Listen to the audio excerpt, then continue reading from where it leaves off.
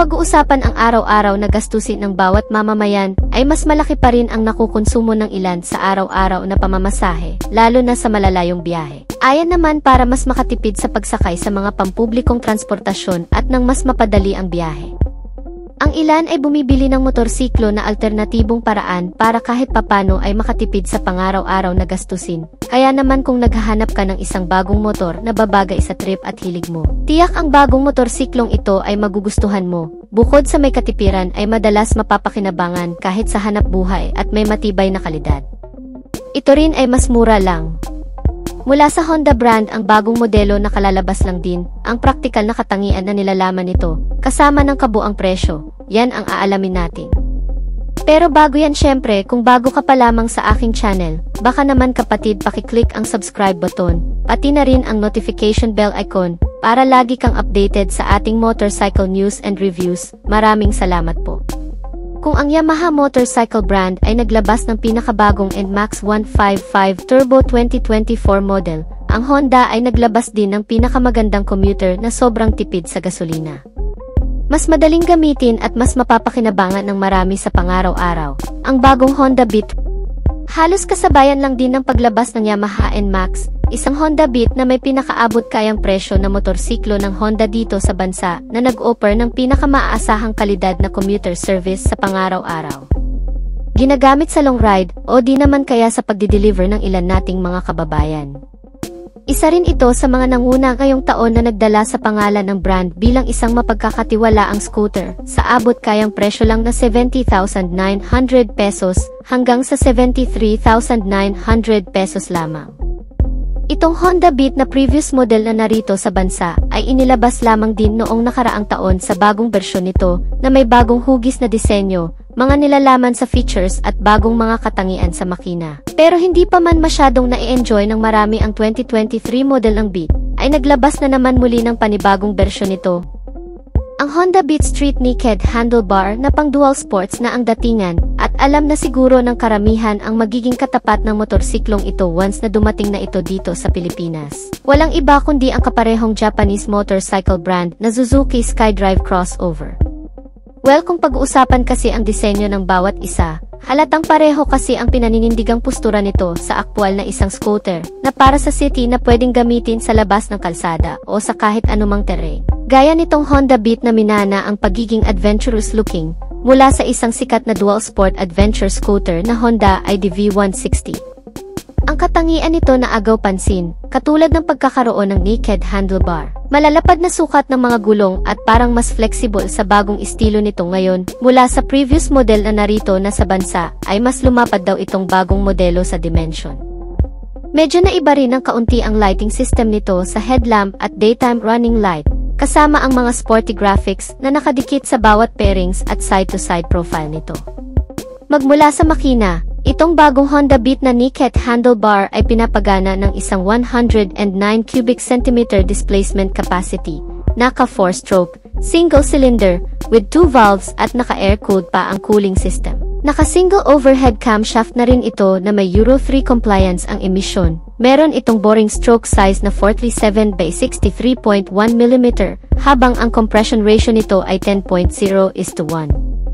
Habang ang old model nito ay nagkaroon naman ng pagkakaibang engine capability, gaya ng pagkakaroon nito ng 109 cubic centimeter displacement capacity rin na naka 4-stroke, single cylinder, 2 valves, air-cooled type, at single overhead camshaft.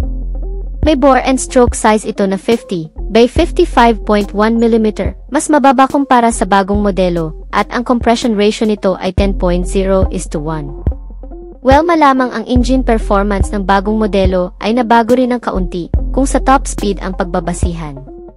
Pagdating naman sa transmission type, ang parehong modelo ng Honda Beat New Generation at ng previous model ay nakakuha ng CVT type na klase ng transmission na may variable gear shifting. Ngunit pagdating sa performance output ay mas nakalamang na raw ang bagong modelo ngayon na gumagawa ng pinakamalakas na maximum output na 8.89 horsepower sa kada 7,500 revolution per minute. Habang ang maximum torque nito ay nasa 9.2 Nm sa kada 6,000 revolution per minute. Samantalang ang old model ay gumagawa lamang ng 8.68 horsepower sa kada 7,500 revolution per minute at 9.2 Nm ng torque naman sa kada 6,000 revolution per minute.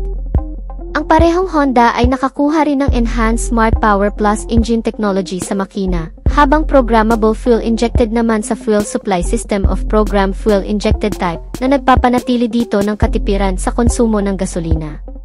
Pero pagdating sa emission ay nakalalamang na itong new generation ng Honda Beat mga kapatid, ayon sa naka-Euro 3 compliance ay mas eco-friendly na ito. Ang fuel consumption ng bawat isa, ang old version pa lamang ng Honda Beat mga kapatid ang may record sa kanila na may 60.3 km per liter na fuel consumption. Habang itong bago ay sinusuri pa lamang kung papantay ba sa fuel consumption nitong previous model na Honda Beat o mas lalamang pa. Pagdating naman sa kabuang sukat ng wheel and tires, itong new generation na Honda Beat 2024 model ay may kabuang sukat sa front tire na 110/90 R12. Habang ang rear size naman nito ay 100/90 R12. Mas makapal na itong tingnan kumpara sa dati, dahil mukhang magagamit na rin natin sa pang-offroad itong mga kaibigan. Habang ang previous model ay maisukat sa front tire na 80/90 R14, habang ang rear tire naman nito ay 90/90 R14, mas malaki naman ang sukat nito, at mas manipis ang kabuuan, at para lamang talaga sa pang-city ride. Habang ang chassis and suspensions naman ng bawat isa, itong new generation Honda Beat 2024 model ay nagkaroon ng front suspension na telescopic fork, habang swing arm with monoshock absorber naman para sa rear suspension nito. Kapareho lamang ng sa previous model na narito sa bansa, na may front suspension na telescopic fork with swing arm monoshock absorber. Pagdating naman sa safety features mga kaibigan, itong bagong Honda Beat 2024 model ay nilagyan din ng makakapit na braking system. Gaya ng sa front brake nito na may single disc brake single piston caliper at naka-combination braking system na rin. Ang rear brake nito ay naka-drum brake type naman, itong sistema sa brake na kung saan kahit ang rear brake lamang ang gagamitin mo ay 20% ng brake sa front ay gagana rin. Halos kapareho lamang ito ng braking system ng sa previous model na narito ngayon sa Pilipinas. Wala namang masyadong pinagbago pagdating sa bagay na yan. Ang maganda lang talaga sa bagong modelong ito mga kaibigan ay mas naging convenient. Komportable sa mga nilalaman gaya ng mas pinalapad na front flat footboard na mas magiging komportable ka na habang nakasakay dito. Another cargo space din ito, lalo na kung ginagamit mo itong motor sa pagde-deliver. Meron itong dalawang console packet. Ang sa kanan ay may takip habang nakalagay doon ang USB port charging system nito, at ang bulsa sa kaliwa ay walang takip na kung saan pwede mong paglagyan ng mga gamit o ng kahit ano pa. Meron din itong under seat compartment storage na mas pinalaki rin na kung saan pwede mo ring paglagyan ng ilan pang mga gamit na pwedeng mapagkasya dito. Ang pillion seat nito ay wala namang pinagkaiba sa hugis, forma, kapal ng foam sa previous model. Dala pa rin ito ang rear grab bar na pwedeng hawakan ng mga angkas o di naman kaya talian ng ibang gamit na ilalagay mo dito sa likuran. Itong bagong Honda Beat bukod sa napakagandang pormahan nito, meron itong mga panibagong features gaya ng mga bagong ilaw nito na naka full LED type na ang headlight at ang tail lamp nito. Less maintenance ka na dito at siguradong mas tatagal at mas liliwanag pa sa madidilim na kondisyon.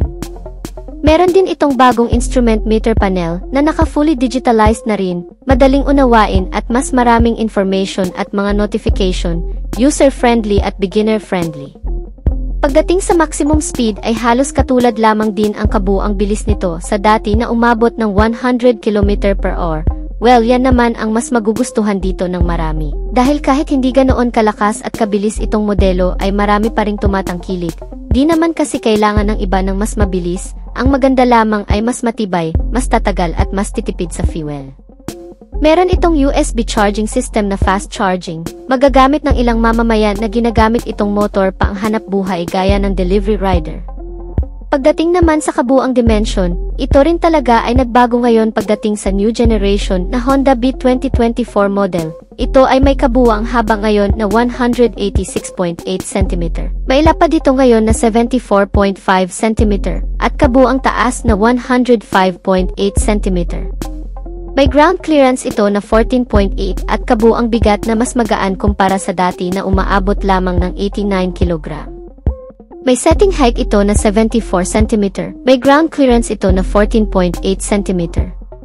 Meron pang mga ilang aspekto itong bagong modelo at previous model na magkapareho din, gaya ng pagkakaroon nito ng safety feature. Itong new generation at old model ay nakakuha ng parehong shutter lock system sa ignition nito, para nang sa ganoon ay hindi basta-bastang mabuksan, makarnap o magalaw ng kahit na sino ang ignition at mapagana itong motor. Sinamahan din ng pass switch, engine check warning para ma-alert tayo sa mga kondisyon ng makina nito kung dapat na bang dalhin sa pinakamalapit na service center.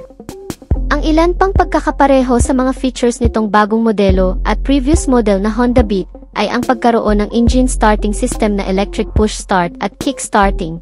Meron din itong side stand engine kill switch na kung saan kusang namamatay ang makina kapag binaba mo na ang side stand nito.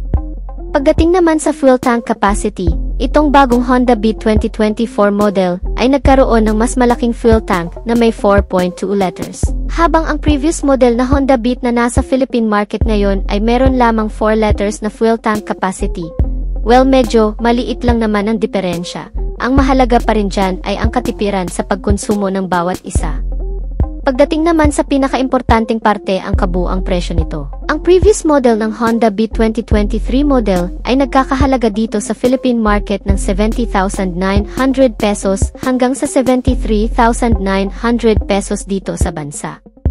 Habang ang kalalabas lang na Honda Beat 2024 model ngayong buwan ay nagkakahalaga naman ng 62,900 hanggang sa 65,000 pesos sa estimated price nito na inilabas lamang sa ibang bansa pa. Ang presyong ito ay hindi pa sigurado, pero kung ito na ang magiging opisyal na presyo nito, mukhang lalangawin ang previous model Honda Beat na narito ngayon sa Pilipinas sa pagdating nitong bagong modelong Honda Beat model.